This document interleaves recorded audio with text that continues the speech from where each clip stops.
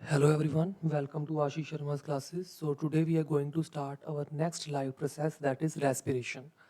So respiration means breaking down of complex organic material into simpler form to produce energy. So इसमें हो क्या रहा है, जो भी हम खा रहे हैं that material is a complex organic material, for example glucose. जो हम मटेरियल खा रहे हैं उसको हम ग्लूकोज बोल रहे हैं, वो एक कॉम्प्लेक्स ऑर्गेनिक मटेरियल है जिसको हम सिंपलर फॉर्म में क्या करेंगे, ब्रेक डाउन करेंगे. Why we are breaking it just to produce the energy. हमें जो भी हम लाइव प्रोसेस में हम पढ़ रहे थे ना, दैट सर्वाइव करने के लिए हमें एनर्जी चाहिए. सो जो एनर्जी है वो हमें तभी मिलेगी जब there will be the break down of the organic material. So वो जो कॉम्प्लेक्स ऑर्गेनिक मटेरियल है वो सिंपलर फॉर्म में जब कन्वर्ट होगा, then there will be the production of energy and that process is known as respiration. So काफ़ी बच्चे जो है वो confusion create करते हैं respiration और breathing में. Breathing is simply the inhaling of oxygen and exhaling of carbon dioxide. Oxygen का हमारे अंदर जाना और कार्बन डाइऑक्साइड को बाहर निकालना, इस सिंपल प्रोसेस को हम बोलते हैं ब्रीदिंग. बट रेस्पिरेशन में क्या हो रहा है, वो जो हमने ऑक्सीजन इनहेल की है वो हमारे कॉम्प्लेक्स ऑर्गेनिक मटेरियल ग्लूकोज के साथ बाइंड करेगा, फूड की ऑक्सीडेशन होगी जिसकी वजह से जो है वो सिंपलर फॉर्म में कन्वर्ट होकर एनर्जी को निकालेगा. Clear? Now we will discuss about the types of respiration, very important. So there are two types of respirations, aerobic respiration and anaerobic respiration. Aerobic means in the presence of oxygen. सो वो वाले process जो oxygen की presence में होंगे, वो वाली respiration जो oxygen की प्रेजेंस में होगी, that will be known as aerobic respiration. And the respiration in the absence of oxygen is known as anaerobic respiration. Anaerobic respiration में क्या होगा, ग्लूकोज मॉलिक्यूल जो है वो इनकम्प्लीटली ऑक्सीडाइज्ड होगा. मैंने अभी बताया था कि ऑक्सीडेशन ऑफ फूड होती है. सो जब इनकम्प्लीट ऑक्सीडेशन हो, ग्लूकोज अच्छे से ऑक्सीजन की प्रेजेंस में जो है वो ब्रेक डाउन नहीं हो रहा है, इनकम्प्लीट ऑक्सीडेशन हो रही है, उसको बोलते हैं anaerobic. And the aerobic respiration में जो है वो कंप्लीट ऑक्सीडेशन होगी ग्लूकोज की. और जिस जब कंप्लीट ऑक्सीडेशन होगी तो एंड प्रोडक्ट्स क्या निकलेंगे, एक CO2 निकलेगा, वेरी इंपॉर्टेंट, और एक वाटर निकलेगा. हमारे अंदर यही हो रहा है कि जब हमारे अंदर ग्लूकोज का मॉलिक्यूल जाएगा, दिस इज ग्लूकोज मॉलिक्यूल, हमारे अंदर जब ग्लूकोज का मॉलिक्यूल जाएगा, ऑक्सीजन जो है वो हम जो ब्रीदिंग की प्रोसेस से ऑक्सीजन को हम इनहेल कर रहे थे, जब ये दोनों रिएक्ट करेंगे तब हमारे अंदर क्या निकलेगी, कार्बन डाइऑक्साइड, वाटर और एनर्जी. तो यही कार्बन डाइऑक्साइड जो है वो एंड प्रोडक्ट निकलेगा ह्यूमन बींग्स में. और जब हम एनारोबिक रेस्पिरेशन की बात करते हैं इन दी एब्सेंस ऑफ ऑक्सीजन, तब एक एल्कोहल निकल सकता है या लैक्टिक एसिड निकल सकता है और साथ में कार्बन डाइऑक्साइड निकलेगा. सो दो चीज़ें जो है वो हो सकती हैं, either alcohol either lactic acid, वो हम आगे डिटेल में पढ़ेंगे. अब जब ये प्रोसेस हो रहा है aerobic respiration, lot of energy will be liberated. So यहाँ पर 38 ATP मॉलिक्यूल्स जो है वो निकल रहे हैं. So ATP is the energy currency of the cell. So जो एनर्जी हमारे अंदर जो निकल रही है सेल के अंदर, वो ATP की फॉर्म में जो है वो निकलती है. ATP की फुल फॉर्म है एडिनोसिन ट्राइफॉस्फेट. सो जो एडिनोसिन ट्राइफॉस्फेट है वो एक तरह का एनर्जी करेंसी ऑफ सेल है. जो एनर्जी जो है वो ATP की फॉर्म में निकलती है. और यहाँ पर कितने ATPs बनेंगे, 38 ATPs बनेंगे. So lot of energy is formed in this process. But अगर हम कंपैरिजन करें एनारोबिक रेस्पिरेशन के साथ, so there are only 2 ATP molecules. तो यहाँ पर सिर्फ 2 ATP मॉलिक्यूल्स जो है वो हमें जो है वो मिलेंगे. सो ज़्यादा एनर्जी जो है इस प्रोसेस में हमें नहीं मिल रही है. ये जो प्रोसेस है वेरी इंपॉर्टेंट. एरोबिक रेस्पिरेशन हम प्लांट्स में भी देखते हैं, ठीक है, और एरोबिक रेस्पिरेशन हम एनिमल सेल्स में भी देखते हैं. सो दोनों में जो है वो आपको मिलेगी एरोबिक रेस्पिरेशन. और अगर हम एनारोबिक रेस्पिरेशन की बात करें तो बैक्टीरिया में तो ये एनारोबिक रेस्पिरेशन होगी ही होगी, काफ़ी बैक्टीरिया जो है उनमें होगी ही होगी ये. और सबसे बड़ी इंपॉर्टेंट बात है कि ह्यूमन मसल सेल्स में भी एनारोबिक रेस्पिरेशन हो सकती है. अगर आपसे कोई पूछे कि ह्यूमंस में सिर्फ एरोबिक रेस्पिरेशन होगी, the answer will be no. Humans में एरोबिक रेस्पिरेशन भी हो सकती है एंड एनारोबिक रेस्पिरेशन भी हो सकती है. एनारोबिक कब होगी वो हम आगे फ्लो चार्ट में पढ़ेंगे. इसमें हमने पढ़ा ग्लूकोज जो है in the presence of oxygen जो है वो carbon dioxide, water and energy को निकाल रहा है. इसमें हम पढ़ेंगे कि जो वाटर जो हमारा ग्लूकोज का मॉलिक्यूल है वो ऑक्सीजन की इनकम्प्लीट मीन्स ऑक्सीजन की प्रेजेंस से भी ना हो रहा है. सो ऑक्सीजन नहीं मिल रही है उसको. अब इनकम्प्लीट ऑक्सीडेशन का मतलब होता है कि ऑक्सीजन की प्रेजेंस के बिना। सो इनकम्प्लीट ऑक्सीडेशन का मतलब है कि ऑक्सीजन उसको नहीं मिल रही है, जिसकी वजह से वो अल्कोहल बनाता जा रहा है, अल्कोहल बनाता जा रहा है और थोड़ी सी एनर्जी निकलेगी।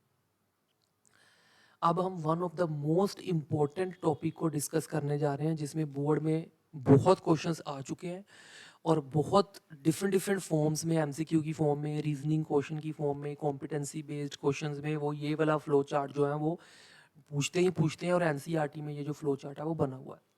अब ये ध्यान से सुनना, जो ग्लूकोज है 6 कार्बन है, वो 6 कार्बन मॉलिक्यूल है, वो जो है साइटोप्लाज्म के अंदर जो है वो पायरोवेट में कन्वर्ट होगा। जो 3 कार्बन मॉलिक्यूल है उसमें थोड़ी सी एनर्जी भी निकलेगी। अब ये जो हमारे इम्पोर्टेंट, जो हमारे लिए इम्पोर्टेंट बात है, वो ये 3 स्टेप्स हैं जो बहुत इंपॉर्टेंट है, जो पेपर में वो डिफरेंट डिफरेंट तरीके से क्वेश्चंस में वो पूछते हैं। अगर तो कोई भी प्रोसेस ऐसा है जिसमें ऑक्सीजन जो है वो बिल्कुल एब्सेंट है, there is absence of oxygen, जैसे कि एग्जांपल है यीस्ट की, तब वहां पर इथेनॉल बनेगा, कार्बन डाइऑक्साइड बनेगा और एनर्जी निकलेगी। In the absence of oxygen means anaerobic respiration. दूसरा एक और एनारोबिक रेस्पिरेशन का जो है वो एग्जांपल है, that is called lactic acid fermentation. अब लैक्टिक एसिड फर्मेंटेशन में क्या होता है, एनारोबिक रेस्पिरेशन की ही टाइप है ये।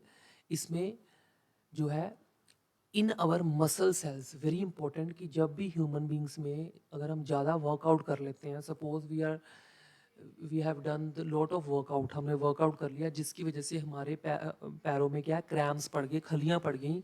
जिसकी क्रैम्स क्यों पड़े, खलियाँ क्यों पड़े, क्योंकि हमने जो है वो ऑक्सीजन की इनटेक कम ली, वर्कआउट हमारा ज़्यादा था, जिसकी वजह से अच्छे से ऑक्सीजन जो है वो प्रॉपरली बॉडी को नहीं मिल पा रही थी। बजाय कार्बन डाइऑक्साइड और वाटर के उन्होंने क्या बनाना शुरू कर दिया, लैक्टिक एसिड। अब जब वो लैक्टिक एसिड बनना शुरू हो जाएगा हमारे पैरों में, लेग्स में लैक्टिक एसिड बनना शुरू हो जाएगा, उसकी वजह से हमें क्रैम्प्स पड़ जाते हैं मसल में। तो ये जो मसल सेल्स में जो है वो एनारोबिक रेस्पिरेशन पॉसिबल है। क्यों? क्योंकि हमारे अंदर जो है वो ऑक्सीजन की कमी हो जाती है ड्यू टू मोर वर्कआउट। जितनी हम वर्कआउट कर रहे हैं उतनी ऑक्सीजन की इनपुट नहीं हो पा रही है, जिसकी वजह से लैक्टिक एसिड और एनर्जी जो है वो निकलेगी। तीसरा जो है वो in the presence of oxygen है, वो हमने पढ़ा ही है। In the presence of oxygen, for example mitochondria, जो हमारे अंदर सेल ऑर्गेनेली है एक माइटोकॉन्ड्रिया, उनके अंदर ये होगी रेस्पिरेशन, सेलुलर रेस्पिरेशन। तो उसकी प्रेजेंस में, ऑक्सीजन की प्रेजेंस में कार्बन डाइऑक्साइड, वाटर और एनर्जी जो है वो निकलेगा, जो हमारे अंदर रूटीन में ये प्रोसेस चल रहा है कि हमारे अंदर जो है वो जब भी ग्लूकोज मॉलिक्यूल जब भी हम ग्लूकोज का मॉलिक्यूल खाते हैं वो ऑक्सीजन के साथ बाइंड करेगा, ऑक्सीडेशन ऑफ फूड होगा, जिसकी वजह से हमारे अंदर कार्बन डाइऑक्साइड, वाटर और एनर्जी जो है वो निकलेगी और कार्बन डाइऑक्साइड जो है वो एक्सेल कर देंगे। So this breakdown of glucose in different ways is very important part as per the CBSE syllabus. अब हम पढ़ेंगे ह्यूमन रेस्पिरेटरी सिस्टम के बारे में। अगर हम ह्यूमन रेस्पिरेटरी सिस्टम की बात करें तो इस डायग्राम को अगर हम अच्छे से देखें तो हमारे ह्यूमन रेस्पिरेटरी सिस्टम के डिफरेंट डिफरेंट जो है वो पार्ट्स हैं। सबसे पहला पार्ट है वो है नोस्ट्रिल, हमारे नोज की जो ये नोस्ट्रिल्स हैं। देन जो है वो एयर कहाँ जाएगी, नेसल पैसेज में। उसके बाद there will be pharynx, then larynx, epiglottis, trachea, cartilaginous rings, these are the cartilaginous rings. Then there will be bronchi, bronchi will leads to the bronchioles, and ultimately there will be balloon like structures known as alveoli. So इन्होंने इसी चीज को detail form में यहाँ पर जो है वो डायग्राम में दिखाया है कि यहाँ पर ब्रोंकाई है, ब्रोंकाई जो है वो आगे ब्रोंक्योल्स में जाएंगे और अल्टीमेटली ब्रोंक्योल्स जो है वो बलून लाइक स्ट्रक्चर्स में जो है वो टर्मिनेट होंगे, जिनको हम बोलते हैं एल्वोलाई। सो इसको हम डिटेल में भी पढ़ते हैं। सो अगर हम ह्यूमन रेस्पिरेटरी सिस्टम की बात करें तो हमने अभी पढ़ा nostril, nasal passage, pharynx, larynx, trachea, bronchi, bronchioles, alveoli, diaphragm भी पढ़ेंगे हम और रिबकेज भी पढ़ेंगे अभी। सो सबसे पहले होगा क्या, the inhale of oxygen and exhale of CO2 is known as breathing, we already know this. Air is taken into body through nostrils. तो सबसे पहले जो है वो एयर किसके थ्रू जाएगी, नोस्ट्रिल्स के through. From nostril air passage through the pharynx, pharynx will leads it to the larynx, then trachea, then bronchi, bronchioles and ultimately alveoli. अब हमने यहाँ तक तो मैंने बता दिया आपको कि जो एयर है वो पहले नोस्ट्रल से जाएगी नेसल पैसेज में, then it will go to larynx, then pharynx, pharynx then larynx, then trachea, trachea से ब्रोंकाई, ब्रोंकाई से bronchioles, branch like structures bronchioles, and then ultimately alveoli में जो है वो, यहाँ एल्वोलाइज में जो है वो जाएगी। अब जो ये एल्वोलाइज है यहाँ होगा क्या, at alveoli, very important point, at alveoli exchange of oxygen and carbon dioxide take place। अब जब, और वो किस प्रोसेस से एक्सचेंज होगा, by the process of diffusion. Diffusion का मतलब क्या होता है, movement of substance from the region of higher concentration to the region of lower concentration को हम क्या बोलते हैं, डिफ्यूजन। सो अब हमें इतना पता लग गया कि ये जो एल्वोलाइज है they are covered by the number of blood vessels. ये देखो आपको रेड कलर की ब्लड वेसल भी दिख रही है, ब्लू कलर की भी दिख रही है। सो जब भी ऑक्सीजन जो है वो यहाँ तक एल्वोलाई तक पहुँचेगी, ये ऑक्सीजन जो है वो ऑक्सीजन कहाँ पर चले जाएगी, ब्लड वेसल्स के अंदर। और ब्लड वेसल्स के जो है वो जो कार्बन डाइऑक्साइड जो पूरे बॉडी पार्ट से कार्बन डाइऑक्साइड वापस आई है वो एल्वोलाई ले लेगा और वो वापस जो है वो लंग्स से बाहर चले जाएगी। So what I am saying जो ऑक्सीजन जो है वो एल्वोलाई के पास इस टाइम प्रेजेंट है ड्यू टू इंस्पिरेशन, जो हमने अभी ऑक्सीजन को जो इनहेल किया वो ऑक्सीजन जो है वो एल्वोलाई के अंदर पहुंच चुकी है। वो ऑक्सीजन जो है वो ब्लड वेसल्स के थ्रू ब्लड में एक्सचेंज हो जाएगी। और जो सेल से वेस्ट CO2 निकल रही है वो वेस्ट CO2 जो है वो ये ब्लड वेसल, ये ब्लू कलर की ब्लड वेसल में आपको दिख रही है, वो वापस एल्वोलाई के अंदर आ जाएगी। सो ये एक्सचेंज हो रहा है, एल्वोलाई के पास जो है वो CO2 आ रही है और और उसके बाद एल्वोलाई जो है वो O2 को ब्लड वेसल्स को दे रहा है। सो ब्लड एल्वोलाई जो है O2 जो है वो ब्लड वेसल्स को एक्सचेंज कर रहा है, उसके बदले CO2 जो है वो ब्लड वेसल्स जो है वो एल्वोलाई को दे रहे हैं और ये CO2 अल्टीमेटली जो है वो लंग से बाहर एक्सेल हो जाएगी। सो इससे हमें पता लग रहा है कि there is exchange of gases in the alveoli. So alveoli का मेन फंक्शन क्या है, एक्सचेंज ऑफ गैसेस, गैसेस का एक्सचेंज करना, O2 को जो है वो ब्लड के अंदर डालना और CO2 को अपने अंदर लेके आना एल्वोलाई के अंदर, ताकि जो है वो उसको एक्सेल किया जाए। सो दिस इज दी फंक्शन। और इस प्रोसेस में जो है वो डिफ्यूजन जो है इंपॉर्टेंट रोल जो है प्ले करेगा, क्योंकि O2 की कंसंट्रेशन जो है वो बाहर ज़्यादा है, अंदर कम है। सो ऑटोमेटिकली ऑक्सीजन जो है अंदर आएगा और CO2 की कंसंट्रेशन अंदर ज़्यादा है और बाहर कम है, सो ऑटोमेटिकली CO2 बाहर जाएगा। Oxygen enter into blood vessels with while CO2 enters into alveoli sac. Both oxygen and CO2 is carried by iron containing hemoglobin. So very important point कि ये जो हम बात कर रहे हैं कि एल्वोलाई जो है वो CO2 को जो है वो अपने अंदर ले लेगा और O2 को जो है वो एक्सचेंज कर देगा ब्लड वेसल्स के साथ। सो ये जो आपको रेड पार्ट दिख रहा है ब्लड का, so it is having red colour pigment which is known as haemoglobin. So अगर आप हीमोग्लोबिन का स्ट्रक्चर देखोगे तो हीमोग्लोबिन के स्ट्रक्चर पे, हीमोग्लोबिन के स्ट्रक्चर में जो है वो ये ऑक्सीजन जो है वो बाइंड कर जाएगी। ठीक है, अगर हम देखें तो हीमोग्लोबिन के अंदर 4 जो है वो ऑक्सीजन के मॉलिक्यूल्स जो है वो बाइंड हो सकते हैं। सो कहने का मतलब है कि ये जो ऑक्सीजन है वो ब्लड के अंदर किसके साथ बाउंड हो रही है, ये ब्लड के अंदर बाइंड हो रही है iron containing haemoglobin. So haemoglobin एक रेस्पिरेटरी पिगमेंट है जो O2 को अपने साथ बाइंड करके सारे बॉडी पार्ट्स में ब्लड के थ्रू जो है वो पहुंचा रही है। Sorted, clear. उसके बाद जो है वेरी इंपॉर्टेंट पार्ट हम पढ़ेंगे mechanism of breathing. Mechanism of breathing का मतलब है कि जब हम सांस को अंदर ले रहे हैं, इंस्पिरेशन कर रहे हैं, एक्सपिरेशन कर रहे हैं, उस दौरान क्या क्या प्रोसेस जो है वो हो रहे हैं। सो मैकेनिज्म ऑफ ब्रीदिंग में 2 प्रोसेस आते हैं, इंस्पिरेशन एंड एक्सपिरेशन।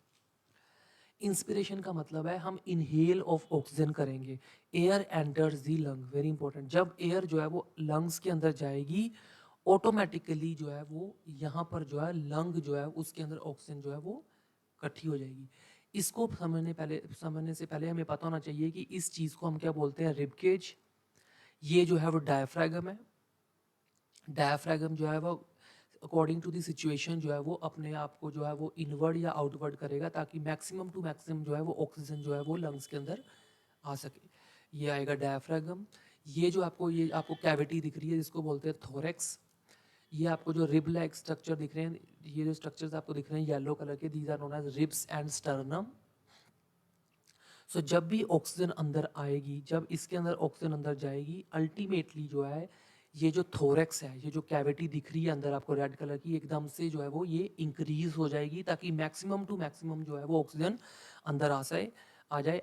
इसके दौरान जो है ये जो आपको स्टर्नम और रिब्स दिख रहे हैं, ये बाहर की तरफ जो है वो रेज हो जाएंगे ताकि चेस्ट जो कैविटी है वो अच्छे से खुल पाए। और जो डायफ्रागम है, ये आपको डायफ्रागम दिख रहा है, ये वाला डायफ्रागम, ये इनवर्ड को जो है वो आएगा, मींस कॉन्ट्रैक्ट करेगा अपने आप को, इनवर्ड जो को आएगा ताकि मैक्सिमम टू मैक्सिमम जो है वो ऑक्सीजन जो है इस थोरेक्स के अंदर जो है वो आ सके। This is process known as inspiration. So inspiration का अगर आपको आ गया तो आप क्या लिखोगे? During the process of inspiration ribs and sternum are raised, diaphragm is contracted and volume of thorax is increased. यही 3 पॉइंट्स को आपने जो है वो लिख देना है। अब जब ऑक्सीजन जो है वो हमने, तो ऑक्सीजन जो है वो हमने अच्छे से जो है वो वॉल्यूम ऑफ ऑक्सीजन जो है वो हमने अंदर जो है वो लंग्स के अंदर हमने डाल ली। अब जब इन एक्सपीरेशन होगी, जब जो है अब हम एक्सेल करेंगे कार्बन डाइऑक्साइड को, कार्बन डाइऑक्साइड बाहर निकलेगी, तब क्या प्रोसेस होगा? नाउ ये जो कैविटी है ये कम होगी, क्यों? क्योंकि अब हमने कार्बन डाइऑक्साइड को बाहर फेंकना है। Now the volume of thorax will be decreased, क्योंकि सारी जो है वो कार्बन डाइऑक्साइड बाहर निकलेगी। रिब्स एंड स्टर्नम जो है वो अपनी वापस पोजीशन में जो है वो चले जाएंगे, they will go to their original position. और डायफ्रागम भी है वो रिलैक्स होके अपनी वापस पोजीशन में चले जाएगा। अब आपको दिख ही रहा है यहाँ पर जो है ये आपको वॉल्यूम ज़्यादा दिख रहा है, यहाँ पर वॉल्यूम जो है वो कम हो गया। So this is the process of breathing, very important. So ये जो है हमारा रेस्पिरेशन का प्रोसेस जो है वो हमने सारा पढ़ लिया। सबसे पहले हमने रेस्पिरेशन पढ़ा, रेस्पिरेशन की 2 टाइप्स पढ़ी, फिर हमने डिफरेंट डिफरेंट पाथवेज पढ़े कि जिसकी वजह से ग्लूकोज जो है वो ब्रेक डाउन होकर एरोबिकली एनारोबिकली कैसे कैसे जो है क्या क्या प्रोडक्ट्स बनाएगा। उसके बाद ह्यूमन रेस्पिरेटरी सिस्टम पढ़ा हमने अच्छे से। Now we will discuss about the next live process, that is circulation of blood. उससे पहले हमें जो है वो ह्यूमन हार्ट को अच्छे से पढ़ना पड़ेगा। सो this is the human circulatory system, very important. अगर हमने ह्यूमन हार्ट को पढ़ना है, हमें थोड़ा सा हमें हिस्ट्री पता होनी चाहिए, थोड़ी उसकी बैकग्राउंड पता होनी चाहिए। दैट अगर ह्यूमन हार्ट की बात करें तो ह्यूमन का हार्ट जो है वो 4 चैम्बर्ड हार्ट है। ह्यूमन के हार्ट में 4 चैम्बर्स आपको दिखेंगे। So these are the 4 chambers, first chamber, second chamber, third chamber and fourth chamber. So human heart के जो है वो टोटल 4 चैम्बर्स हैं, 2 ऑरिकल्स एंड 2 वेंट्रिकल्स। 2 ऑरिकल्स हैं, 1 and 4 is auricle and 2 and 3 is ventricle. So 2 auricles और 2 ventricles होते हैं, जिसको हम बोलते हैं 2 atria and 2 ventricles. So 2 atria, 2 ventricle, total 4 chamber जो है वो हार्ट के अंदर होंगे। अगर हम एम्फीबियंस की बात करें, फॉर एग्जांपल फ्रॉग की बात करें, तो उनके अंदर सिर्फ 3 चैम्बर्ड हार्ट जो है वो होता है, सिर्फ 3 ही चैम्बर्स होते हैं, 4 नहीं होते हैं। और अगर हम फिशेस की बात करें, उनमें सिर्फ 2 चैम्बर्ड हार्ट जो है वो होता है, तो सिर्फ 2 ही चैम्बर्स होंगे उनके अंदर। Is it clear? ह्यूमन के अंदर 4 चैम्बर, एम्फीबियंस के अंदर 3 चैम्बर और फिशेस के अंदर 2 चैम्बर। अब ये जो चैम्बर्स बने हैं, इनका क्या ज़रूरत है? क्यों हम इस हार्ट के अंदर जो है वो ब्लड को सेपरेट कर रहे हैं? सो ये चैम्बर्स का मतलब है कि इनमें जो है डिफरेंट डिफरेंट टाइप पे डिफरेंट टाइम पे डिफरेंट टाइम पे जो है ये ब्लड जो है एक जगह से दूसरी जगह पे जाएगा। So why we are separating these chambers? क्यों क्यों की ज़रूरत पड़ गई कि हम इन चैम्बर्स को जो है वो सेपरेट करें? सो उसमें इनका आंसर लिखा हुआ है that these chambers are well separated. Very important point, ये क्वेश्चन जो है बड़ी बार बोर्ड में पूछा गया है कि इसमें जो है हम क्या करते हैं,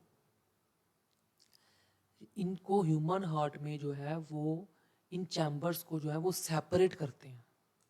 इन चैम्बर्स को सेपरेट क्यों करते हैं? ताकि avoid the mixing of oxygenated and deoxygenated blood. Very important line, paper में बहुत बार क्वेश्चन आया है कि क्यों हम जो है वो इन दोनों को, ये चैम्बर्स को जो है वो सेपरेट रखते हैं, क्योंकि ताकि ब्लड जो है वो मिक्स ना हो जाए, ताकि ऑक्सीजनेटेड ब्लड जो है वो डीऑक्सीजनेटेड ब्लड के साथ मिक्स ना हो सके। इसीलिए जो है हम जो है वो, इसी वजह से जो है वो हार्ट के अंदर जो है नेचुरली क्या है, देयर इज अ सेपरेशन। सो इसको हम क्या बोलते हैं? ये जो सेपरेशन दिख रही है आपको, इस वर्ड को हम क्या बोलते हैं? Septum. This word is known as septum. ये जो आपको सेपरेशन दिख रही है, this word is known as septum. So heart के अंदर ये जो आपको सेप्टम दिख रहा है रेड कलर का, ये सेप्टम क्यों डाला है? ताकि ऑक्सीजनेटेड ब्लड जो है वो डीऑक्सीजनेटेड ब्लड के साथ मिक्स ना हो सके। Clear? So that's why we are separating the chambers. अब आपको इस पढ़ने से पहले ये चीज़ पता होनी चाहिए, डायग्राम को हम अच्छे से पढ़ लेते हैं कि क्या क्या लेबलिंग है, क्योंकि बड़ी बार वो जो है वो बोर्ड में क्वेश्चन आता है कि they are giving you diagram ABC करके, वो बोल देंगे इसको हम A बना देंगे, उसको B बना देंगे, वो बोल देंगे इन दोनों को बताओ ये कौन से पार्ट्स हैं और इनका फंक्शन बताओ। सो सबसे पहले हम इसको डिटेल में पढ़ते हैं। सबसे पहला जो है पार्ट है उसको बोलते हैं Veena cava. This is vena cava, this is right atrium, then this is right ventricle. So atrium, right atrium, उसके बाद आ गया right ventricle, then comes the left ventricle, ये लेफ्ट वेंट्रिकल है, ये लेफ्ट आर्ट्रियम आ गया, उसके बाद ये पल्मोनरी वेन्स आ गई, these are the pulmonary arteries, और ये आ गई ओयोटा। अब हम पूरा मैकेनिज्म जो है वो सीख वन बाय वन जो है वो इसको समझेंगे, कैसे ब्लड जो है कहाँ कहाँ से जा रहा है और किस साइड को वो जा रहा है। सबसे पहले होगा क्या, very important lines, vena cava from the lower body parts. So जितना भी ब्लड लोअर बॉडी पार्ट्स में है, जो इम्प्योर ब्लड है, मीन्स डीऑक्सीजनेटेड ब्लड है, मीन्स जिसमें कार्बन डाइऑक्साइड का कंटेंट ज़्यादा है और ऑक्सीजन का कंटेंट जो है वो नहीं है। कार्बन डाइऑक्साइड का कंटेंट ज़्यादा है, means that blood is impure, means deoxygenated. वो वाला ब्लड जो डीऑक्सीजनेटेड है वो लोअर बॉडी पार्ट से जो है वो कौन लेके आएगा? वीना कावा। सो वीना कावा जो है, ये दो वीना कावा आपको दिखेंगे, सुपीरियर वीना कावा और इन्फीरियर वीना कावा। सुपीरियर मींस जो अपर बॉडी पार्ट से जो है वो डीऑक्सीजनेटेड ब्लड जो है वो लेके आएगी इधर, एंड इन्फीरियर वीना कावा वो वीना कावा है जो लोअर बॉडी पार्ट से जो है वो ब्लड लेके आएगी इस साइड। सो ऊपर वाले अपर पार्ट में से डीऑक्सीजनेटेड ब्लड इधर आ गया, लोअर बॉडी पार्ट में से डीऑक्सीजनेटेड ब्लड इधर आ गया। सो यहाँ पर सारा डीऑक्सीजनेटेड ब्लड इस टाइम जो है वो पहुंच चुका है कहाँ पर? राइट आर्ट्रियम में। राइट आर्ट्रियम में इस टाइम लोअर और अपर बॉडी पार्ट का सारा डीऑक्सीजनेटेड ब्लड जो है वो आ चुका है। Now that blood, deoxygenated blood will go towards the right ventricle. अब ये राइट वेंट्रिकल में जाएगा। जब ये राइट वेंट्रिकल में जाएगा, there will be valve in between the auricle and the ventricle. यहाँ पर एक वॉल्व दिखेगा आपको which is known as tricuspid valve. ये वॉल्व जो है वो एक तरह का ढक्कन के तरह है जो ऑटोमेटिकली बंद भी होगा, फ्लैप लाइक स्ट्रक्चर है ये बंद भी हो सकता है, खुल भी सकता है। जब यहाँ पर ब्लड जो है वो प्रेशर से यहाँ पर आ जाएगा, अल्टीमेटली जो है वो ये जो ढक्कन है, ये जो फ्लिप लाइक स्ट्रक्चर है, ये खुल जाएगा, जिसकी वजह से सारा का सारा ब्लड जो है वो राइट वेंट्रिकल के अंदर चले जाएगा।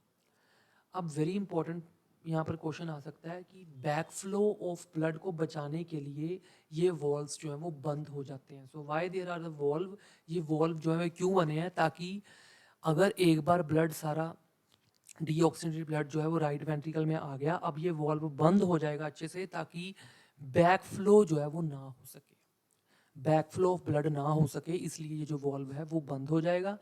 देन ये देखो एरो से पता लग रहा है, then that deoxygenated blood will go towards the pulmonary artery. Pulmonary means related to lungs.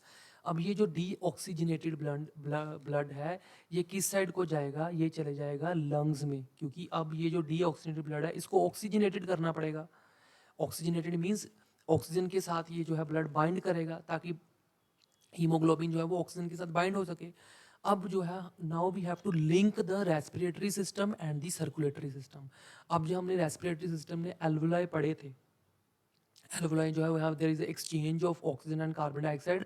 अब वो जो एल्वुलाई है वहाँ पर जो है वो डीऑक्सीजनेटेड ब्लड जो है वो पहुँच चुका है। अब ये जो लंग्स है यहाँ पर जो है ये वाले पार्ट को आप इसको लिंक करोगे, ये देखो, now that deoxygenated blood is here in the pulmonary artery. अब पल्मोनरी आर्टरी जो है वो कार्बन डाइऑक्साइड को जो है वो दे देगी किसको? एल्वुलाई को, और वहाँ से जो है वो O2 जो है वो ब्लड के साथ बाइंड कर जाएगा। ठीक है, अब वो जो ऑक्सीजनेटेड ब्लड है, क्योंकि अब जो है अब वो पल्मोनरी आर्टरी ने ये जो लंग्स को सौंप दिया सारा CO2, ठीक है। लंग्स में एल्वोलाई थे, एल्वोलाई ने सारा CO2 जो है वो डीऑक्सीजनेटेड ब्लड में से CO2 ले लिया और O2 को वापस जो है वो दे दिया। अब वो जो ऑक्सीजनेटेड ब्लड है वो कहाँ पर आएगा, पल्मोनरी वेन के अंदर। ये जो एल्वोलाई थे, एल्वोलाई ने जो है वो oxygen they the through bye the process of breathing, breathing की वजह से जो है वो चेस्ट में ऑक्सीजन आ चुकी थी। वो जो चेस्ट में लंग्स में जो ऑक्सीजन आई वो कहाँ पर गई, एल्वोलाई में। एल्वोलाई ने जो है पल्मोनरी वेन्स को क्या दे दी, O2। अब ये जो ऑक्सीजनेटेड ब्लड है वो कहाँ पर जो है वो आएगा, that will come towards the left atrium. Lungs में से जो है वो अब ऑक्सीजनेटेड ब्लड जो है वो वापस आएगा पल्मोनरी वेन के थ्रू, और वो कहाँ पर पहुंचेगा, लेफ्ट आर्टरियम में। लेफ्ट आर्टरियम से it will again comes towards the left ventricle. Again there is a flip like structure. अगर आप देखोगे तो आपको यहाँ पर आपको ढक्कन की तरह एक स्ट्रक्चर दिखेगा। अगेन यहाँ पर जो है वो ब्लड जो है वो लेफ्ट वेंट्रिकल में जाएगा। जब वहाँ पर पहुँच जाएगा, ये जो बाइकप्सिड वॉल्व है, इसको बोलते हैं बाइकप्सिड वॉल्व, वो बंद हो जाएगी ताकि बैक फ्लो ना हो ब्लड का, and ultimately it will go towards the aorta. So ये जो ऑक्सीजनेटेड ब्लड आपको दिख रहा है वो अयोटा के थ्रू जो है वो सारे बॉडी पार्ट्स में पहुंच जाएगा, क्योंकि now our blood is oxygenated, that will go to every cell of the human body, क्योंकि हर बॉडी के सेल को जो है वो ऑक्सीजन चाहिए सेलुलर रेस्पिरेशन के लिए। अब वो जो है वो सारा का सारा ऑक्सीजनेटेड ब्लड जो है वो that will go towards the body parts through the aorta. So ये जो है वो सारा जो है वो आपको पता लग गया ह्यूमन हार्ट का सर्कुलेशन। सो देखो जो हमने अभी पढ़ा वही जो है यहाँ पर बता रहे हैं, right atrium and right ventricle contain deoxygenated while left atrium and left ventricle contain oxygenated blood. Atrium and ventricle जो है वो सेपरेटेड हैं वॉल्स के थ्रू, जैसे tricuspid and बाइकप्सिड। Then oxygenated blood from the lungs enter the left atrium via pulmonary vein. When left atrium contracts, अब contract वाले word को जो है वो हम बोलते हैं systole। जब भी लेफ्ट आर्ट्रियम, ये जो लेफ्ट आर्ट्रियम है ये कॉन्ट्रैक्ट करेगी, ये कॉन्ट्रैक्ट का मतलब है ये अच्छे से, क्योंकि इसके अंदर ब्लड जब आएगा वो प्रेशर की तरह आएगा, प्रेशर से आएगा, तो वो उसकी वजह से ये कॉन्ट्रैक्ट करेगी, क्योंकि there are number of cardiac muscles here. जब कार्डियक मसल्स कॉन्ट्रैक्ट करेंगी ऑटोमेटिकली प्रेशर से सारा ब्लड कहाँ आ जाएगा, लेफ्ट वेंट्रिकल में।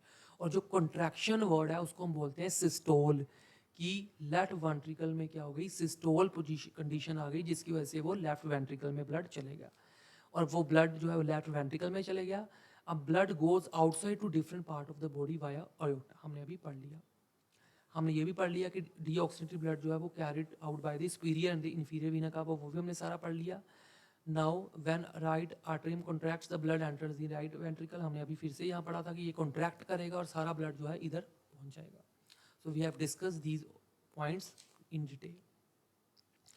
अब एक तो ह्यूमन हार्ट का क्वेश्चन बड़ी बार आया है, एक सबसे important, one of the most important question of CBSE board is double circulation of blood in human heart. वो सीधा क्वेश्चन पूछ सकते हैं या फिर कोई ना कोई रीजनिंग बेस्ड क्वेश्चन में, सिचुएशन बेस्ड क्वेश्चन में जो है वो आपको पूछ सकते हैं कि what do you mean by term double circulation. Double circulation का मतलब है कि you are observing here also that blood जो है वो एक बार लंग्स में गया, हार्ट से लंग्स में गया, फिर से हार्ट में वापस आ गया। सो हार्ट में जो है वो डबल सर्कुलेशन हो रही है। वो कैसी सर्कुलेशन है, एक वो सर्कुलेशन है जिसमें जो है वो ब्लड जो है वो लंग्स में जाके ऑक्सीजनेटेड हो रहा है, और एक ऐसी सर्कुलेशन है जिसमें लंग्स को छोड़ के बाकी सारे ऑर्गन्स में ब्लड जो है वो जा रहा है। सो हमने ये सारा सीक्वेंस ऑलरेडी पढ़ लिया हुआ है कि सबसे पहले जो है सुपीरियर वीना कावा और इन्फीरियर वीना कावा से डीऑक्सीजनेटेड ब्लड आएगा। आपको पता है हमारे, अब हम यहाँ से स्टार्ट करते हैं डबल सर्कुलेशन, और आपने ऐसे ही चार्ट बनाना है वहाँ पर ऑल बॉडी ऑर्गन्स में एक्सेप्ट लंग्स को छोड़ के सारे बॉडी पार्ट्स में इस टाइम ज़्यादा CO2 हो चुकी है। क्यों? क्योंकि उन्होंने सारा जो है वो रेस्पिरेशन में जो है वो सेलुलर रेस्पिरेशन में O2 को कंज्यूम कर लिया, जिसकी जो एंड प्रोडक्ट बना वो CO2 बन गया। ऑक्सीडेशन रेस्पिरेशन की वजह से जो एंड प्रोडक्ट बना था वो क्या बना था, CO2। जो CO2 सेल्स में बन रहा है बिकॉज ऑफ रेस्पिरेशन वो CO2 जो है वो ब्लड में जब जा रहा है तो वो ब्लड क्या हो गया, डीऑक्सीजनेटेड ब्लड। अब वो ब्लड जो है वेन्स के थ्रू, वेरी इंपॉर्टेंट पॉइंट, कि वेन्स क्या कैरी करते हैं, deoxygenated blood accept pulmonary vein. हम अभी पढ़ते हैं आगे जाके, जितने भी वेन्स हैं वो सारा डीऑक्सीजनेटेड ब्लड जो है वो बॉडी पार्ट्स में से लेके आएंगे और वो जाएंगे वीना कावा, सुपीरियर वीना कावा और इन्फीरियर वीना कावा, दोनों अपर और लोअर बॉडी पार्ट्स में से डीऑक्सीजनेटेड ब्लड जो है वो राइट ऑरिकल में भेज देंगे, राइट ऑरिकल से वो राइट वेंट्रिकल में चले जाएगा। अब ये जो डीऑक्सीजनेटेड ब्लड है वो पल्मोनरी आर्टरी के थ्रू लंग्स में चले जाएगा।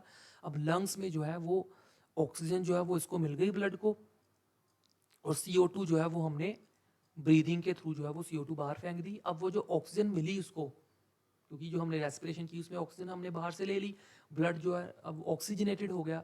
Now it will go through the pulmonary vein. अब आपको पता लग रहा है सारी वेन्स जो है वो डीऑक्सीजनेटेड ब्लड लेके जाती हैं सिर्फ पल्मोनरी वेन को छोड़ के। सो पल्मोनरी वेन जो है वो लेफ्ट वेंट ऑरिकल में ऑक्सीजनेटेड ब्लड लेके जाएंगे, then it will go to the left ventricle. अब ये ऑक्सीजनेटेड ब्लड हमने पढ़ा था अयोटा के थ्रू जो है वो, aorta is a larger artery जो आगे फर्दर आर्टरीज के अंदर जो है वो भेजेगी ब्लड को, और अल्टीमेटली वो सारे बॉडी ऑर्गन्स में चले जाएगा एक्सेप्ट लंग्स। सो अब हम पढ़ रहे हैं कि यहाँ पर जो है वो दो तरह की सर्कुलेशन हो रही है, pulmonary circulation and systemic circulation. इसी की वजह से हम इसको क्या बोल देते हैं, double circulation, one of the most important question of the CBSE board. So इसके साथ साथ हम जो है कई डेफिनेशंस को भी पढ़ेंगे ट्रांसपोर्टेशन ह्यूमन बींग्स में। ये आपको बड़ी बार जो है वो डेफिनेशंस भी पूछ सकते हैं कि what is blood. So blood is a type of connective tissue which includes RBCs, WBCs, platelets and plasma. Then plasma के बारे में पता होना चाहिए, it is a fluid part of the blood. जो फ्लूइड पार्ट ऑफ ब्लड है उसको हम क्या बोलते हैं, plasma. Oxygenated blood means the blood carrying the oxygen. Deoxygenated blood means the blood carrying the carbon dioxide. हमने अभी पढ़ा haemoglobin is the iron containing pigment which carry both oxygen and the carbon dioxide. और हमारे heart के दो chambers कौन से हैं, atrium and the ventricle. Systole, very important, systole वो वाली कंडीशन है जब हार्ट जो है वो कंट्रैक्ट कर रहा है। Contraction of the heart chambers is known as systole condition and the relaxation of the heart chamber is known as diastole. Double circulation हमने अभी पढ़ा, blood goes through the heart twice, दो बार जो है वो सर्कुलेशन होगी। आर्टरीज वेरी इंपॉर्टेंट, थिन होगी, thick arteries are thick, elastic and carry blood away from the heart to the various organ, very important. And veins are the thin walled, carry blood from different organs to the heart. Platelets की बात करें तो आपको ये शायद पता ही होगा कि ब्लड क्लोटिंग में जब कभी हमें चोट लग जाती है तो उस रीजन में प्लेटलेट्स आ जाते हैं जो ब्लड क्लोटिंग में ब्लड को अच्छे से क्लोट कर देते हैं, जमा देते हैं, ताकि वो ज़्यादा ब्लीडिंग जो है वो ना हो जाए। और वेरी इंपॉर्टेंट, एक लिम्फ भी जो है वो हमारे अंदर जो है वो होता है, जो एक तरह का फ्लूइड है in the intercellular spaces. Cells के बीच में जो स्पेस होगी उनके बीच में जो जो फ्लूइड होगा उसको बोलते हैं लिम्फ। और ये क्या करता है, they carry digested and the absorbed fat. जो डाइजेस्टेड एंड अब्जॉर्ब फैट है उसको ये कैरी करेगा। And very important device that is called sphygmomanometer. Sphygmomanometer जो है वो ब्लड प्रेशर को जो है वो मेजर करने वाला एक इंस्ट्रूमेंट है। अब हमें जो है वो डिफरेंस भी पता होना चाहिए कि आर्टरीज और वेन्स में क्या डिफरेंस होता है। वी ऑलरेडी नो दैट, अभी हमने पीछे पढ़ा कि आर्टरीज जो है वो कैरी ब्लड करते हैं from heart to various organs of the blood. Heart से सारे बॉडी पार्ट्स में जो ब्लड जा रहा है वो आर्टरीज के थ्रू जा रहा है, और सारे बॉडी पार्ट्स से जो हार्ट के टूवर्ड्स आ रहा है वो वेन्स के थ्रू आ रहा है। We already know this is carrying oxygenated blood and it is carrying deoxygenated blood. और आर्टरीज जो है वो थोड़ी आपको थिक और इलास्टिक दिखेंगी, और ये जो है आपको थोड़ी थिन और नॉन इलास्टिक जो है वो दिखेंगी। वॉल्स आर एब्सेंट, यहाँ पर कोई आपको वॉल्स नहीं दिखेंगे इनमें, और वॉल्स जो है इनमें प्रेजेंट होंगे। अब वेरी इंपॉर्टेंट पॉइंट है कि ये थिक क्यों है, why they are thick and elastic, because blood flows under the high pressure. यहाँ पर ब्लड जो है वो हाई प्रेशर से जो जा रहा है, जिसकी वजह से ये इनको वॉल्स को क्या होना पड़ता है, थिक और इलास्टिक। और यहाँ से जो ब्लड फ्लो कर रहा है वो लो प्रेशर से जा रहा है, जिसकी वजह से जो है वो थिन वॉल है और नॉन इलास्टिक है। ये हमने पढ़ा है ह्यूमन सर्कुलेशन। अब अगर हम यही चीज को प्लांट्स में पढ़े, that how the food and the water material is transported from the various parts to the various other parts of the plant, वो हम कैसे देख सकते हैं, वो हम पढ़ेंगे। ट्रांसपोर्टेशन ऑफ इन प्लांट्स में हम तीन चीज़ों को जो है वो हम डिटेल में पढ़ेंगे। अगर हम बात करें स्टोमेटा में, स्टोमेटा आपको पता है टाइनी पोर्स, हमने स्टार्टिंग में पढ़े, वो ट्रांसपोर्टेशन ऑफ मटेरियल में हेल्प कर रहे हैं। सबसे पहला गैसियस एक्सचेंज हमने अभी पढ़ा कि वो O2 को जो है वो बाहर फेंकेंगे प्लांट से और CO2 को अंदर ले आएंगे, वो भी एक ट्रांसपोर्टेशन का मैकेनिज्म है। तो गैसियस एक्सचेंज भी हो रहा है इसमें, और ट्रांसपोर्टेशन ट्रांसपीरेशन भी हो रहा है। ट्रांसपीरेशन का मतलब है H2O के मॉलिक्यूल को loss of water in the form of vapour, कि H2O जब हमारे प्लांट को रिक्वायरमेंट नहीं है तो वाटर वेपर की फॉर्म में जो है वो बाहर निकल जाएगा। That is also a mechanism of transportation. उसके बाद बड़ा इंपॉर्टेंट पार्ट आएगा जाइलम। जाइलम जो है वो एक तरह का जो है वो आपको ऑलरेडी आपने पढ़ा है ग्रेड 9 में भी, कि जाइलम जो है वो कंडक्ट करता है वाटर को, ठीक है। जो सारा सॉइल में, जो भी सॉइल में वाटर है, वो सारा वाटर जो है वो सॉइल में से खींच के सारा ऑब्जॉर्ब करके सारे बॉडी पार्ट्स में, अपर बॉडी पार्ट्स में प्लांट को पहुंचाना, वो किसका काम है? जाइलम का। वाटर एंड मिनरल जितना भी प्लांट को मिल रहा है, पूरे प्लांट्स के पार्ट्स को, ब्रांचेस को, लीव्स को, फ्रूट्स को, वो सारा जाइलम के थ्रू जो है वो आ रहा है ऊपर। और जो फ्लोएम है, जितना भी फूड बन रहा है लीव्स में, वो सारे बॉडी पार्ट्स में, प्लांट के अपर पार्ट में, लोअर पार्ट में जाने का काम कौन कर रहा है? Phloem. So xylem and phloem are very important in the transportation of food and water and minerals. अब इसकी पहले डायग्राम से हम देखते हैं कि कैसे ये सब कुछ पॉसिबल है। सो दिस इज रूट्स, ये आपको रूट्स है, यहाँ पर आपको वाटर कंटेंट दिखेगा।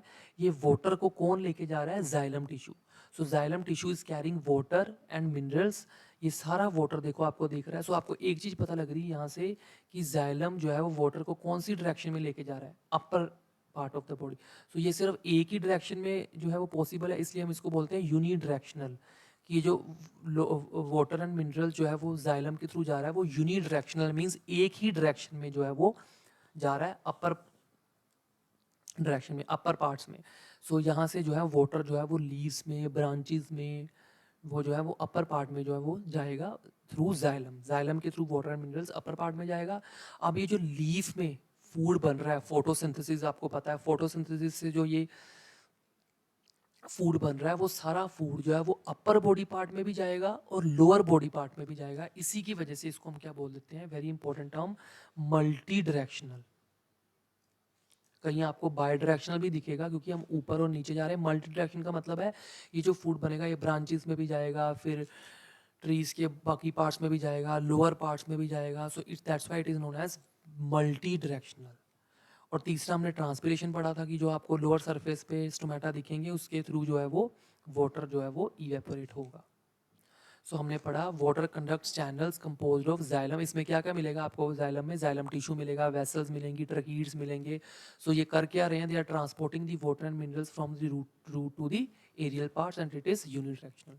और transport of food from leaves to other part जो है वो मल्टी डायरेक्शनल है, वो हमने डायग्राम में अभी देख ही लिया। So is it clear? यहाँ से जो है हमारा जो है वो ह्यूमन सर्कुलेटरी सिस्टम भी क्लियर हो गया, और प्लांट्स के अंदर जो है वो ट्रांसपोर्टेशन जो है वो कैसे हो रही है फूड की, वाटर एंड मिनरल की, ठीक है, वो भी हमने अच्छे से पढ़ लिया कि स्टोमेटा, जाइलम एंड फ्लोएम, ये तीन चीज़ें जो है वो ट्रांसपोर्टेशन में हेल्प कर रहे हैं। वो हमने डायग्राम से भी समझ लिया। Now we will discuss the excretion in human beings, कि excretory system, human excretory system अच्छे से पढ़ेंगे। अगला लाइफ प्रोसेस पढ़ेंगे दैट इज एक्सक्रीशन, जिसमें होता क्या है? Excretory system deals with the removing of the waste and the toxic substance from the body. अब जो भी हम खा रहे हैं उसमें से जो है वो टॉक्सिक मटेरियल जो है वो बॉडी से बाहर निकालना ही पड़ेगा, and that process is done by the excretion. अगर हम एक्सक्रीटरी सिस्टम की बात करें तो आपको जो है वो ऑर्गन को पढ़ना पड़ेगा, that organ is known as kidney. तो अगर हम एक्सक्रीटरी सिस्टम की बात करें तो इसमें क्या क्या मिलेगा आपको? 2 किडनीज मिलेंगी। ये जो आपको बीन शेप स्ट्रक्चर जो है वो किडनी बीन शेप स्ट्रक्चर जो आपको दिख रहा है, ये इसको हम क्या बोलते हैं?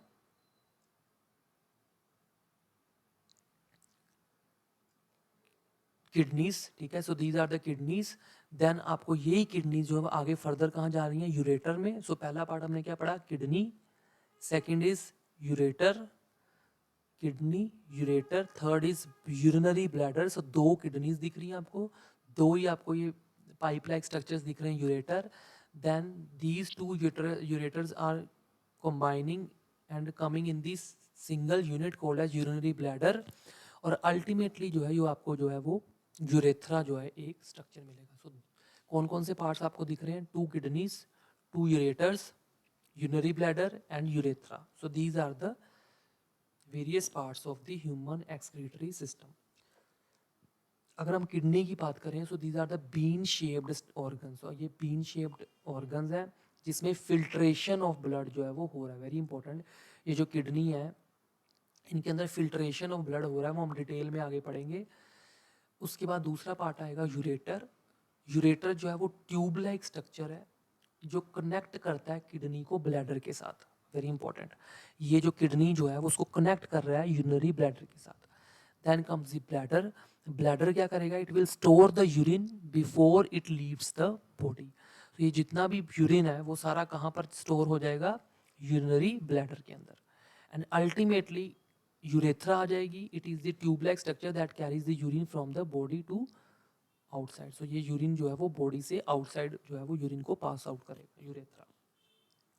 सो these are the various parts of the human excretory system. बड़ी बार क्वेश्चन ABC की फॉर्म में वो पूछ सकते हैं, लेबल ABC. सो आपको उसको लेबलिंग भी करनी है, उनके फंक्शन भी बताने हैं. सो जो है ये आपको अच्छे से पता होना चाहिए इसका पार्ट. अब यही किडनी को अगर हम डिटेल में देखें तो इसके अंदर आपको डिफरेंट जो है वो स्ट्रक्चर्स देखेंगे. यही किडनी को अगर आप डिटेल में देखो, there are millions of nephrons present inside the kidney. अगर हम किडनी के अंदर देखें तो किडनी के अंदर आपको नेफ्रॉन जो है वो दिखेगा. सो वेरी इंपॉर्टेंट क्वेश्चन, ये भी एक बड़ा इंपॉर्टेंट क्वेश्चन आ जाता है कि किडनी के अंदर कौन से फिल्टरिंग यूनिट जो है वो पाए जाते हैं जो फिल्टर करते हैं. क्योंकि हमने पढ़ा kidney is the helping in the filtration of blood. ठीक है, हमने अभी पढ़ा कि किडनी किस में हेल्प कर रही है, किडनी जो है हेल्प कर रही है फिल्ट्रेशन ऑफ ब्लड में. सो फिल्ट्रेशन ऑफ ब्लड में ऐसे कैसे फिल्टर लाइक स्ट्रक्चर्स, कौन से फिल्टर लाइक स्ट्रक्चर्स प्रेजेंट हैं किडनी के अंदर, वो उनको हम क्या बोलते हैं, उनको हम बोलते हैं nephron. So nephron are the filtration unit of the kidney. So they are filtering the blood. अब हम अगर इसको स्ट्रक्चर को अच्छे से देखें तो सबसे पहले आपको यहाँ पर पता लगना चाहिए, या 1 2 3 4 5 6 की फॉर्म में आपको जैसे लेबलिंग में भी ऐसे वो पूछ सकते हैं. सबसे पहला आपको दिख रहा है ग्लोमेरुलस.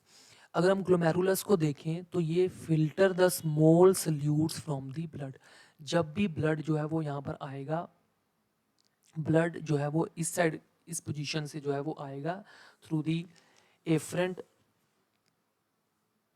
आर्ट्रियोल्स. ठीक है, एफरेंट नर्व्स के थ्रू जो है वो ब्लड आएगा.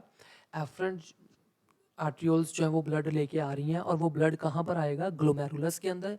ग्लोमेरुलस के अंदर जो है वो अच्छे से ब्लड जो है, because glomerulus means number of blood capillaries. Glomerulus का मतलब क्या है, there are number of blood capillaries जो ब्लड को जो है वो अच्छे से फिल्टर करेंगे. अब ये जो ब्लड जो है ये इसके अंदर जब आएगा वो अच्छे से जो है वो फिल्टर होगा and ultimately it will go to the PCT, that is called proximal convoluted tubules. इसको हम क्या बोलते हैं शॉर्ट फॉर्म में, PCT. PCT में से, क्योंकि अब हम जब ब्लड को फिल्टर करेंगे, हम ब्लड में से और भी जो इम्पोर्टेंट पार्ट है अगेन हम उसको रीअब्जॉर्ब करेंगे.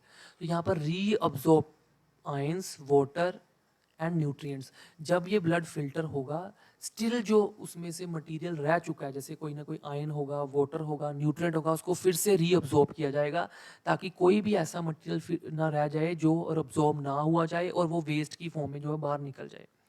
सो आयंस भी, वाटर भी, न्यूट्रिएंट्स को फिर से यहाँ से रीअब्जॉर्ब किया जाएगा और जितने भी टॉक्सिक मटेरियल है उसको रिमूव कर दिया जाएगा. देन वो ब्लड आगे जाएगा फर्दर. इस ये जो आपको दिख रही है डिसेंडिंग लूप ऑफ हेनले. सो अगला पार्ट कौन सा आ गया, descending. This is descending part. Descending loop of Henle में जाएगा और वहाँ पर नंबर ऑफ एक्वापोरिन्स होंगे, पोर लाइक स्ट्रक्चर्स होंगे जो अलो करेंगे वाटर को to pass from the filter into the fluid.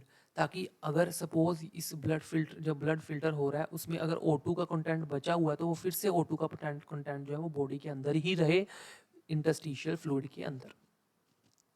Again that blood will go to the ascending loop of Henle में, और वहाँ से फिर से रीअब्जॉर्प्शन होगी। मींस फिर से यहाँ से अगर ब्लड के अंदर कोई सोडियम के या क्लोरीन के, क्लोराइड के आइंस पड़े हैं तो वो फिर से जो है वो ब्लड वापस ही ब्लड के अंदर इंटरस्टिशियल फ्लूइड के अंदर चले जाएंगे, ताकि ब्लड में से कोई भी आइंस और वाटर वेस्ट ना चले जाएं, बाहर ना निकल जाएं, ब्लड जो है उसमें से सारे ये रीअब्जॉर्ब कर लिए जाएं। Then it will go to the distal tube. ठीक है, ये जो ब्लड है वो डिस्टल ट्यूब में जाएगा, जहाँ से selectively secrete and absorb the different ions to material blood pH and electrolyte balance. अब यहाँ पर क्या होगा, अगेन यहाँ पर रीअब्जॉर्प्शन जो है वो होगी, और पीएच जो है वो बैलेंस रखेंगे ताकि बेसिक और एसिडिक मटेरियल जो है वो न्यूट्रल रहे, ताकि वो पीएच जो है वो मेंटेन रहे, आयनिक बैलेंस जो है वो बना रहे। और अल्टीमेटली जो है वो आगे जो है वो कलेक्टिंग डक्ट में जाएंगे, जहाँ पर reabsorbed solute and water from the filter. Again यहाँ से जो है वो वाटर को रीअब्जॉर्प्शन की जाएगी, जितना भी वाटर स्टिल अगर कोई ना कोई वाटर रह चुका है ब्लड में जो है वो अगर बचा हुआ है वो फिर से जो है वो रीअब्जॉर्ब होगा। अब जो ये कलेक्टिंग डक्ट है यहाँ पर जो है वो अच्छे से रीअब्जॉर्प्शन हो जाएगी, और जो वेस्ट मटेरियल है वो यूरिन की फॉर्म में यहाँ पर कलेक्ट कर लिया जाएगा। अब हमने ये जो नेफ्रॉन को पढ़ा, आपने यही जो लेबलिंग्स यहाँ पर दी हैं इन्हीं को जो है वो आपने पेपर में भी लिखना। अगर आपको क्वेश्चन आएगा explain the structural and the functional unit of kidney, तो आपने यही पार्ट्स को डायग्राम बनानी है और यही पार्ट्स को जो है वो एक्सप्लेन कर देना है, यही पॉइंट्स को। Then comes the urine formation. अभी जो हमने पढ़ा सारा ये जो है वो यूरिन फॉर्मेशन ही इसको हम बोलते हैं। The purpose of making urine is to filter out the waste product from the blood. So जितना भी ब्लड का वेस्ट पार्ट है उसको फिल्टर करना, और वो फिल्टर जो है वो कलेक्टिंग डक्ट में स्टोर हो जाएगा लास्ट में अल्टीमेटली, और उसको बाहर फेंक दिया जाएगा। सो इसको यूरिन को फिल्टर करना, ठीक है, ब्लड में से जितना भी यूरिन है उसको बाहर निकालना ही यूरिन फॉर्मेशन जो है वो बनता है। Urine which is produce in the liver, urea ही है जो लीवर में प्रोड्यूस हो रहा है, उसको हमने बाहर फेंकना है। Each kidney has large number of filtration units called as nephron, very important. So एक अगर हम किडनी की बात करें तो there are millions of nephron, approx million 1 million जो है वो आपको नेफ्रॉन मिलेंगे एक किडनी में। सो ये जो यूरिन फॉर्मेशन है वो 3 स्टेप्स में होगा, glomerular filtration, selective reabsorption and tubular secretion. अभी ग्लोमेरुलर फिल्ट्रेशन, अभी हम जो ये पढ़ रहे थे ग्लोमेरुलर फिल्ट्रेशन, यहाँ पर जो फिल्ट्रेशन होती है उसको बोलते हैं ग्लोमेरुलर फिल्ट्रेशन, जिसमें से nitrogen waste, glucose, water, amino acid, इनको फिल्टर कर दिया जाता है ब्लड में से। और ये जो आपको स्ट्रक्चर दिख रहा है इसको हम बोलते हैं बोमैन कैप्सूल, वेरी इंपॉर्टेंट। ये जो आपको ग्लोमेरुलस दिख रहा है, ये ग्लोमेरुलस जो है वो कैप्सूल लाइक स्ट्रक्चर में पड़ा है, जिसको हम बोलते हैं बोमैन कैप्सूल। अब ये जो फिल्ट्रेशन होगी उससे नेक्स्ट प्रोसेस आ जाता है, पहले ग्लोमेरुलर फिल्ट्रेशन होगी, यहाँ पर फिल्ट्रेशन होगी, उसके बाद रीअब्सॉर्प्शन होगी। स्टिल अगर ब्लड के अंदर कोई ऐसे कंटेंट हैं जो बॉडी को चाहिए वो फिर से रीअब्सॉर्ब होंगे, such as glucose, amino acids, salts, major amount of water, वो अच्छे से जो है वो कैपिलरीज में से जो है वो reabsorb back to the capillaries. और वो जो ब्लड के अंदर कैपिलरी जो हमें ये स्ट्रक्चर्स दिख रहे हैं इनमें कैपिलरीज होती हैं, साथ साथ में वापस कैपिलरीज जो है वो बॉडी के अंदर उसको रीअब्जॉर्ब कर लेते हैं ये सारे मटेरियल को, ताकि ये सब वेस्ट ना आ जाए। और अल्टीमेटली जो है वो लास्ट में क्या होगी, ट्यूबुलर सिक्रीशंस। जैसे हमने अभी पढ़ा कि आइंस वगैरह जो है वो सिक्रीट किए जाएंगे। सो पोटेशियम आयन, हाइड्रोजन आयन, ये सिक्रीट कर दिए जाएंगे ट्यूब्यूल्स के अंदर, which open up into the collecting duct. So this is all about the human excretory system, जिसमें हमने किडनी को पढ़ा, उनके डिफरेंट डिफरेंट फंक्शंस को पढ़ा।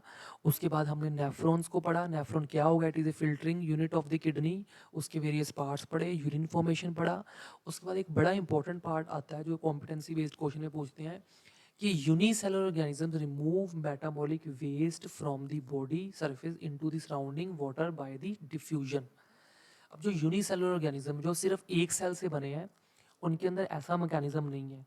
वो क्या करेंगे, वो सिंपली बिकॉज उनके अंदर वेस्ट मटेरियल ज़्यादा है, इस टाइम उनके अंदर वेस्ट मटेरियल ज़्यादा पड़ा है, सो वो डिफ्यूजन के थ्रू, सिंपल डिफ्यूजन के थ्रू वेस्ट मटेरियल जो है वो बाहर फेंक देते हैं। बिकॉज डिफ्यूजन में हमने क्या पढ़ा कि वेस्ट मटेरियल जो है वो हाई कंसनट्रेशन से लोअर कंसनट्रेशन की ओर जाएगा। तो हाई कंसनट्रेशन इस टाइम सेल के अंदर है, तो सारा वेस्ट जो है वो बाहर चले जाएगा थ्रू दी सिंपल डिफ्यूजन। अब हम ये भी एक पढ़ेंगे जो ह्यूमन बींग्स जो है वो जिनको डायलिसिस हो, वेरी इंपॉर्टेंट, कि जिनकी किडनी में कोई प्रॉब्लम आ जाती है जिसकी वजह से अच्छे से ब्लड फिल्टर नहीं होता, उनको डायलिसिस के थ्रू जो है वो जाना पड़ता है। डायलिसिस है टाइप ऑफ मशीन जिसमें जो है वो प्रॉपरली जो है वो ब्लड जो है वो फिल्टर होगा और वापस जो है वो ब्लड जो है वो ह्यूमन बॉडी के अंदर पहुंचा दिया जाता है। So haemodialysis is the process in which removal of excess waste material from the body is done if the artificial process, it is the artificial process of filtering the blood. So ये haemodialysis है, ये artificial process है which is done to remove the nitrogen waste product that can result in toxicity inside the system। क्योंकि kidney खराब हो चुकी है, filtration unit of kidney nephron खराब हो चुका है, तो टॉक्सिक मटेरियल जो है अभी भी बॉडी के अंदर जो है वो आपको दिखेगा। जब भी आप ब्लड टेस्ट करवाते हो, तो अगर आपके ब्लड टेस्ट में क्रिएटिनिन लेवल ज़्यादा आ रहा है, आपको अपने आप वो इंडिकेट कर देगा कि आपके अंदर क्रिएटिनिन आ रहा है, मीन्स टॉक्सिक मटेरियल जो है वो आपके यूरिन में जो है वो आपके ब्लड में यूरिन में दिख रहा है। इसका मतलब जो है वो आपकी किडनी अच्छे से फिल्टर नहीं कर पा रही है ब्लड को। सो मींस आपकी जो किडनी है, आपकी जो नेफ्रॉन है, फिल्टरिंग यूनिट है, वो ख़राब है, वो अच्छे से फिल्टर नहीं कर रहे हैं। तो पहले तो आपको वो मेडिकेशंस के थ्रू ठीक करवाएंगे इफ़ पॉसिबल। अगर नहीं हो पा रहा है then you have to go undergo dialysis. So dialysis में क्या होगा कि आपकी जो है वो ब्लड, अगर हम बात करें तो वो ब्लड आपका जो है वो एक डायलिसिस मशीन के थ्रू जाएगा और वो सारा जो है वो प्योर होके अच्छे से फिल्टर होके वापस जो है वो आपकी बॉडी में इंजेक्ट किया जाता है। अगर हम ये यूरिन फॉर्मेशन की बात करें तो अभी हमने जो पढ़ा उसको उन्होंने एक फ्लो चार्ट की फॉर्म में बताया कि ब्लड स्ट्रीम है वो ग्लोमेरुलस में जाएगा, ग्लोमेरुलस में अच्छे से वाटर, शुगर, सॉल्ट, यूरिया ये सारा फिल्टर होगा, वो बोमन कैप्सूल में जाएगा, then it will go to renal tubule. Renal tubule में अगेन वाटर और शुगर सोल्स जो है वो वापस ब्लड में पहुंचा दिए जाएंगे ताकि कोई भी चीज़ वेस्ट ना हो। देन वो अगेन रीनल पेल्विस में जाता है, देन यूरेटर में जाएगा, यूरेटर से ब्लैडर में सारा जाएगा यूरिन, ब्लैडर से यूरेथ्रा में, यूरेथ्रा से यूरिनरी मेटस, और अल्टीमेटली जो है वो ब्लड यूरिन को बाहर फेंक दिया जाएगा। सो ये सारा हमने जो है अभी हमने पढ़ा कि ये सब कुछ कहाँ हो रहा था, किडनी के अंदर। This all is done in the kidney. Kidney के भी कौन से पार्ट में? नेफ्रॉन के अंदर। ये सब कुछ नेफ्रॉन के अंदर हो रहा था। नेफ्रॉन के अंदर जब ये हो जाएगा, जब अच्छे से यूरिन जो है वो अच्छे से बन चुका है, वो यूरिन जो है वो यूरेटर, हमने दो डक्ट्स जो हमने देखी थी किडनी से, ये जो दो आपने डक्ट्स ऐसी किडनी से देखी थी, वो डक्ट्स जो है वो यूरिन एस्टम, ये जो प्रोसेस यूरिन में बना, यूरिन जो ये बना ये इस नेफ्रॉन के अंदर, वो सारा यूरेटर के थ्रू आएगा और ये कहाँ पर चले जाएगा? एक ब्लैडर के अंदर। ये ब्लैडर के अंदर, ये देखो ये ब्लैडर आपको मैंने बताया, ये ब्लैडर के अंदर, यहाँ से यूरेथ्रा में, और अल्टीमेटली जो है वो यूरिन बाहर चले जाएगा बॉडी से। सो this is all about the human excretory system. अब हमने ह्यूमन एक्सक्रीटरी सिस्टम तो पढ़ लिया, अब हमें ये पता होना चाहिए कि ये सेम प्रोसेस जो है वो एक्सक्रीट प्लांट्स में कैसे होता है। ये जो एक्सक्रीशन है, वेस्ट मटेरियल बॉडी से बाहर निकलना, वो प्लांट्स में कैसे होगा? क्योंकि ह्यूमंस में तो टॉक्सिक मटेरियल निकल रहा है, प्लांट्स में भी वेस्ट मटेरियल बन रहा है, वो कैसे बाहर निकलता है? तो ये भी बोर्ड में बड़ी बार रीजनिंग बेस्ड क्वेश्चंस में आया हुआ है that how plants get rid of their waste. So वो कैसे वेस्ट को, अपने एक्सेस ऑफ ऑक्सीजन को बाहर फेंकते हैं, and carbon dioxide remove through the stomata. So पहली बात तो हमें ये पता होना चाहिए कि स्टोमेटा के थ्रू वो अपना वेस्ट जैसे ऑक्सीजन, कार्बन डाइऑक्साइड को वो स्टोमेटा के थ्रू एक्सचेंज कर रहे हैं। Excess water is removed by transpiration, वो भी स्टोमेटा जो है वो ट्रांसपिरेशन के थ्रू रिमूव कर रहा है। ये स्टोमेटा का तो हमें अच्छे से पता ही है कि उसमें से जो है वो waste material, exchange of gases, transpiration हो रहा है। उसके अलावा कौन कौन से प्रोसेस हैं, कौन कौन से ऐसे जो है वो मटेरियल जहाँ से ये हो रहा है? Storage in cellular vacuoles. आधा थोड़ा वेस्ट जो है वो हमारे सेल, जो प्लांट के सेल वैक्यूल्स हैं उसके अंदर स्टोर होता है। वो भी वैक्यूल्स जो है वो सेल में से वेस्ट मटेरियल को बाहर फेंकते हैं। दूसरा, storage in leaves that falls off, अगर क्योंकि जो लीव्स है उसके अंदर भी टॉक्सिक मटेरियल होता है, जब लीफ जो है वो फॉल ऑफ होगा, गिरेगा, उसमें से भी waste material, toxic material, waste material निकल जाएगा। स्टोरिंग एज रेजिन्स, आपको पता है कि प्लांट्स में रेजिन्स, गम्स निकलती हैं, वो भी जो है एक तरह का वेस्ट मटेरियल जो प्लांट से बाहर निकल रहा है। Stomata play important role as it is site of gases change ex transpiration हमने अभी पढ़ा है। And falling of leave also help in the removal of the waste product. So अभी हम पढ़ रहे हैं ये जो लीफ आपको दिख रहा है ये कार्बन डाइऑक्साइड जो रेस्पिरेशन के थ्रू जो बन रहा है नाइट में वो भी बाहर निकाल रहे हैं। ऑक्सीजन जो फोटोसिंथेसिस से बन रहा है वो भी बाहर निकाल रहे हैं। जब ये लीफ गिर गया प्लांट में से वो भी जो है वो वेस्ट का मटेरियल जो है वो बाहर निकाल रहे हैं। सो this is all about the life processes में हमने सारे जो है वो डायग्राम्स को अच्छे से पढ़ना है, क्योंकि जितने भी लाइफ प्रोसेसेस हमने पढ़े, जैसे हमने पढ़ा ये हमने पहले न्यूट्रिशन पढ़ा, उसके बाद हमने जैसे डाइजेस्टिव सिस्टम पढ़ा ह्यूमंस का, उसके बाद फिर हमने रेस्पिरेशन पढ़ा लाइफ प्रोसेस, उसमें ह्यूमन रेस्पिरेटरी सिस्टम पढ़ा अच्छे से। उसके बाद हमने सर्कुलेटरी सिस्टम पढ़ा जिसमें ह्यूमन हार्ट डबल सर्कुलेशन अच्छे से पढ़ना आपने। उसके बाद हमने जो है वो एक्सक्रीटरी सिस्टम पढ़ा जिसमें हमने किडनी और नेफ्रॉन को पढ़ा। सो ये साइड बाय साइड प्लांट्स और एनिमल्स का आपने दोनों का जो है वो अच्छे से पढ़ना है, और इससे जो है वो आपका लाइफ प्रोसेसेस जो है वो अच्छे से जो है वो तैयार हो जाएगा। So this is all for today. Good day, take care.